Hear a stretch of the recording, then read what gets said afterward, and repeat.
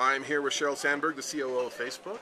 Hello, In our Sheryl. annual, Our traditional, and annual, yeah, second annual Davos interview. Yeah. with the flip phone. The This- TechCrunch flip phone, I noticed it's branded. This year, your forehead is not cut off, and I have a tripod. It's very, very exciting. It's the production value of TechCrunch has gone up very significantly. exciting. So we just have a few minutes of your time, and I appreciate it. I know you're running between meetings. A few questions. First of all, Davos is here. What do you think compared to last year? Last year you said it was a bit somber. Economy was down. What do you think this year? I think in terms of the overall economic perspective, it's more unknown. You see, so let's talk louder.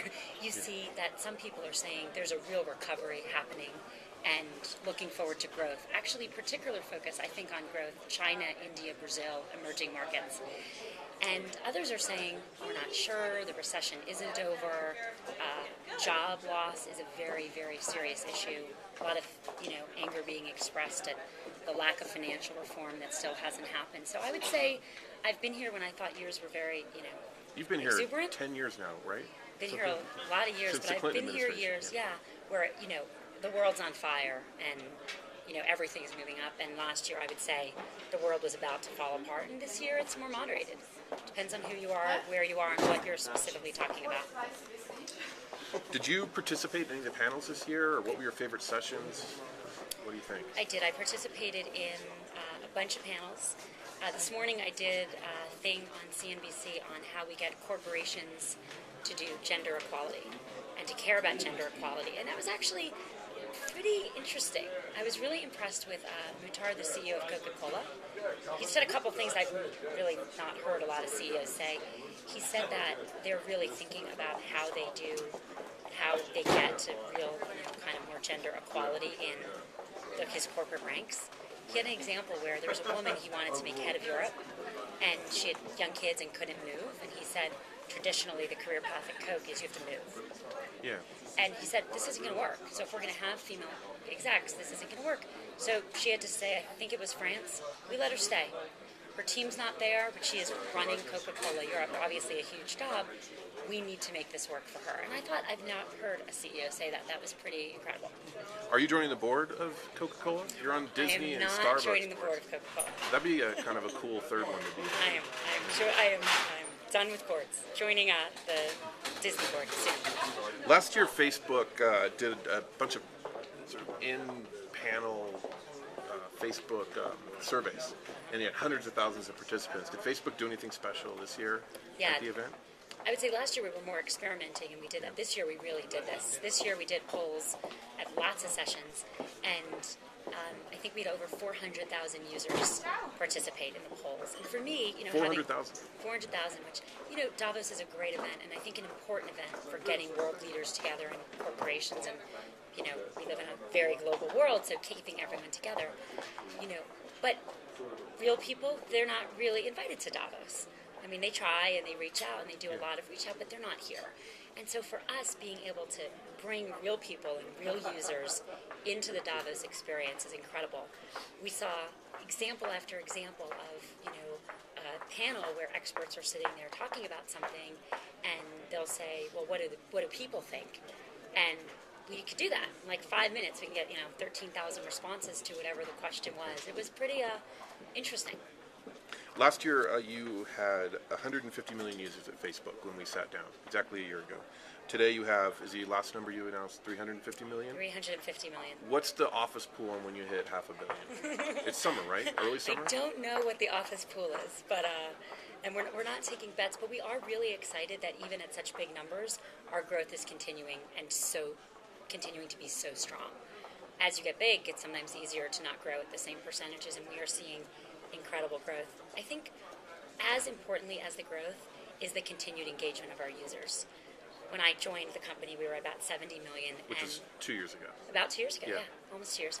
And we kept saying publicly 50% of our users come back every day. Yeah. And, I kept telling people, we got to stop saying that because everyone knows your later adopters are not as, engaged. So our later adopters are not going to come back every day, or 50% won't. We got to stop saying that. But this Facebook, and people do what they believe in, no matter what I think, and people kept saying 50%. And you've almost stuck to that, haven't you? Well, we're actually still at 50%. Forrester said 130 million people a day sign into Facebook. So if it's even higher than that, So the numbers are, we're at 350 million plus users, and 107 50% come back every day. Our numbers, That's 50% incredible, yeah. come back every day.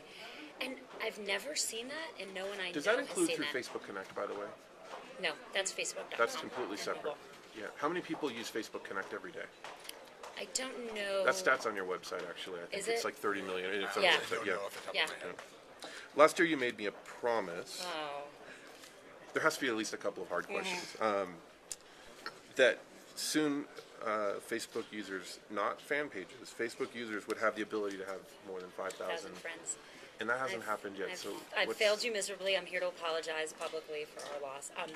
So what we've done over the year is we know there's an issue for people like you who have a lot of followers and more than 5,000 people want to see what you have to say.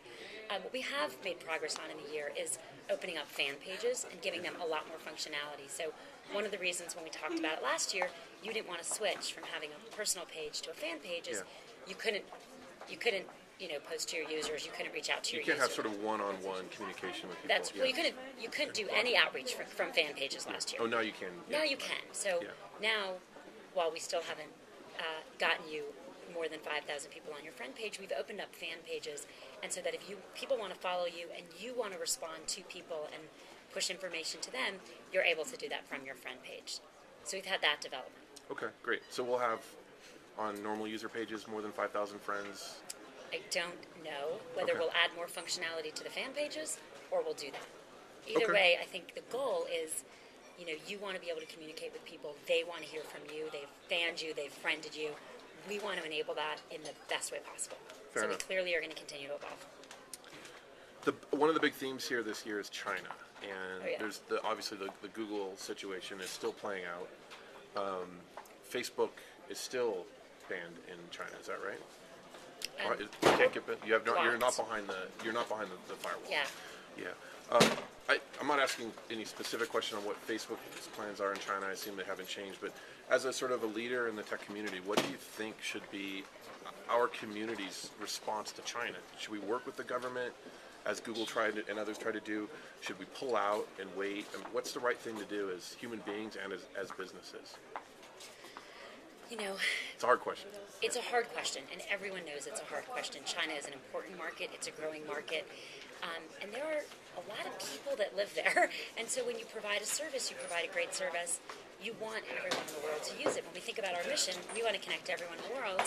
Connecting everyone in the world without China is not connecting everyone in the world. Yeah. I think if you do go into China, you have to figure out how to work with the government. That's very clear. When you go anywhere in the world, you have to work with the government. And that poses different issues for different models. For us right now, we launched in Chinese. We are not easily accessible if you're in China. Very hard to access us. And we haven't figured out what our plans will be yet. So we're still thinking through all the issues. It's a complicated one. Just a couple more questions. I've and others have stated that Facebook is clearly on a tear. I mean, you're probably going to have all of the internet users at some point. Last year you had 1/5. Now you have 2/5 or more.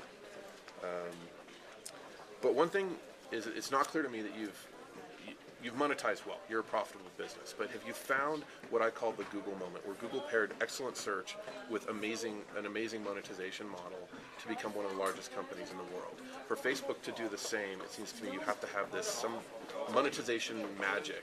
Have you found that yet? Is it a process of tweaking what you have now? Are you still experimenting? How do you bring in the billions to 20 billion in revenue? Yeah. So I think this was the year that we changed from being the experimental ad platform to really being able to go big. And we are going big in lots of ways. What Facebook does, and I think we do uniquely well, which is part of why I was so excited about the Facebook opportunity when I was offered it 2 years ago, is we're a place where users express themselves, and we're a place where people share. And when you think about building brands, not just giving someone something they search, but before they search, when they're talking about who they are and affiliating, and you're finding things, typical demand generation, which is still where 90% of global ad spend is. I think we're the best property anywhere, of any media, to do that, because brands want you to affiliate. They want you to say, I am, a Starbucks drinker. I like Starbucks lattes, and they want you to tell your friends about You it. still don't get free Starbucks as a board member. I do get you? no free Starbucks. Ridiculous. No. Sorry, but go ahead. But if I wanted to tell everyone I love Starbucks as a board member or not, I would do it on Facebook. Yeah. And even if I wasn't trying to do that, if I was just expressing who I am, that's part of it. And Facebook is a discovery place. You watch your news feed, you're not going around to look for things, even though sometimes you are, but your news feed is coming to you. You've said, these are the people I want to connect with, and they're sharing with me. And that's a really unique opportunity for brands. The meetings I had at Davos last year were very much, we're interested, we see, 150 million users, we'd like to experiment. The meetings I'm having this year at Davos are very different. They are saying, we've experimented with you, we've done some great campaigns in the last year, we're ready to go big because we really want that kind of very authentic two-way dialogue with our users. And we're excited to help brands do that and help people interact with them in ways that they're excited about. So you like your model, you like your revenue model, and now it's a process of scaling it and convincing more and more brands to jump on board as you have been. I love our model because I think that advertising is a great business when done the right way. Advertising that's interruptive, advertising that's pushed at you, that's annoying is not a great model. Advertising which lets you express who you are and then engage in an authentic way is so important. I was just meeting with someone who runs a very important agency, and he said what he believes is that the right brands of the future are going to be shaped by consumers. What he's telling his clients is, you don't get to control your brand anymore. You've got to work with consumers because they're going to build your brand. If we are... Wait a minute for the noise.